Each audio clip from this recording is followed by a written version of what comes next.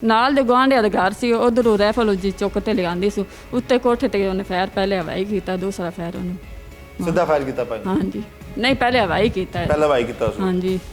ਤੇ ਦੂਸਰਾ ਫਾਇਰ ਤੁਹਾਡੇ ਖਾਵੰਦ ਨੂੰ ਮਾਰਤਾ? ਹਾਂਜੀ।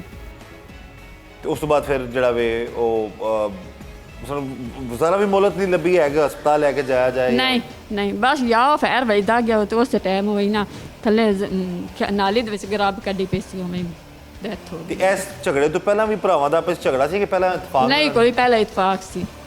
ਅੱਛਾ, ਪਹਿਲਾਂ ਇੱਜ਼ਤ ਕਰਦਾ ਸੀ ਆਪਣੇ ਵੱਡੇ ਹਾਂਜੀ, ਭਾਈ ਦੀ? ਇੱਜ਼ਤ ਕਰਦਾ ਸੀ, ਬਿਲਕੁਲ ਇੱਜ਼ਤ ਕਰਦਾ ਸੀ। ਵਜ੍ਹਾ ਫਿਰ ਤੁਹਾਡੇ ਦਿਨ ਵਿੱਚ ਕੀ ਬਣੀ ਕਿ ਖਾਸ ਅਸਲ ਵਜ੍ਹਾ ਤੁਹਾਡੇ ਦਿਨ ਵਿੱਚ ਇਹੀ ਸਿਰਫ ਇਹੀ ਜਗ੍ਹਾ ਸੀ ਕਿ ਹੋਰ ਝਗੜਾ ਸੀ ਕੋਈ? ਖੂਨ ਸਫੈਦ ਹੋ ਗਿਆ, ਉਹਨੇ ਕਿਹਾ ਨਹੀਂ ਮੈਂ ਤਾਂ ਮਾਰਨਾ ਹੀ ਹੈ। ਜਦੋਂ ਪਰੇ ਬੈਠੀ ਉਹਨੇ ਆਖ ਮੈਂ ਤਾਂ ਮਾਰਨਾ ਹੀ ਹੈ ਬਸ। ਤੇ ਰਾਈਫਲ ਆਪਣੀ ਲੈ ਕੇ ਆਏ ਜਾਂ ਕਿਸੇ ਹੋਰ ਦੇ ਬੜੀ ਸੀ? ਉਹਦੀਆਂ ਬਈ ਇੰਨੀਆਂ ਕੋ ਰਾਈਫਲਾਂ ਨੇ ਪਤਾ ਹੀ ਨਹੀਂ। ਉਹ ਜ਼ਨਾਈ, ਉਹ ਸ਼ਰਾਬੀ, ਉਹ ਬੜੇ ਕਰਦਾ ਹੈ, ਡਾਕੇ ਤੇ ਡਕੇਟੀਆਂ ਮਾਰਦਾ ਹੈ।